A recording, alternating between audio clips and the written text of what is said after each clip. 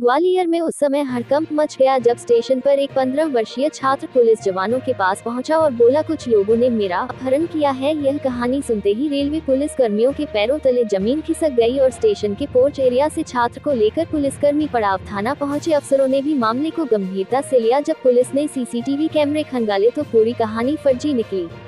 इसके बाद छात्र ने बताया कि वह 10वीं का छात्र है और परीक्षा सही तैयारी नहीं की थी। परिजन की डांट के डर से वह भाग आया था और यह कहानी सुनाई। इसके बाद पुलिस ने छात्र के परिजन व इटावा पुलिस को सूचना दी। पड़ाव थाने पहुंचे छात्र के परिजन उसे अपने साथ लेकर इटावा के लिए रवाना हो गए हैं। पुलिस पूछताछ में छात्र ने बताया कि उसनकर ग्वालियर में उस समय हड़कंप मच गया जब स्टेशन पर एक 15 वर्षीय छात्र पुलिस जवानों के पास पहुंचा और बोला, कुछ लोगों ने मेरा अपहरण किया है। यह कहानी सुनते ही रेलवे पुलिस कर्मियों के पैरों तले जमीन खिसक गई और स्टेशन के पोर्च एरिया से छात्र को लेकर पुलिसकर्मी पड़ाव थाना पहुंचे। अफसरों ने भी मामले को गंभीरता से लिया। जब पुलिस ने सीसीटीवी कैमरे खंगाले तो पूरी कहानी फर्जी निकली।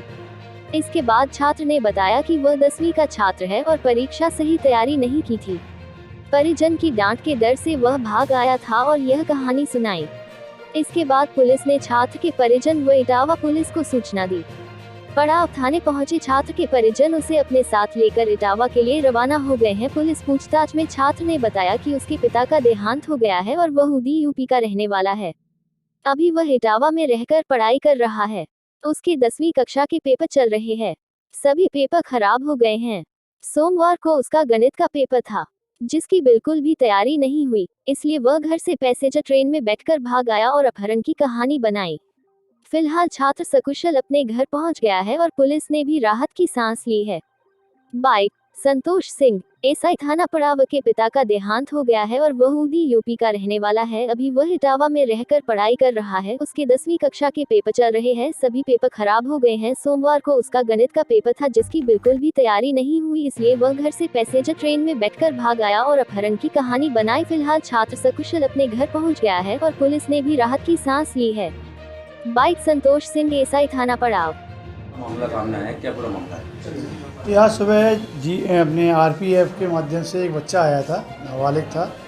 उसने उनको आरपीएफ को बताया हुआ, रहने वाला इटावा का है, कि मेरे किसी लोगों ने अपहरण कर लिया था और उनको आरपीएफ वाले हमारे यहाँ थाने लेके आए थे, जिससे बढ़िया शांति से बैठा के नाबालिग बच्चे को अलग से उसको शांति से पूछताछ की गई।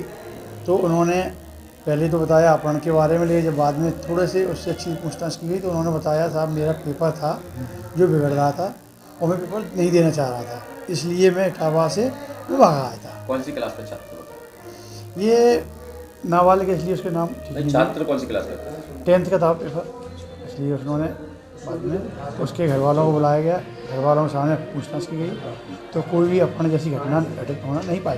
घर वालों को डर के गया था, कैसे गया था?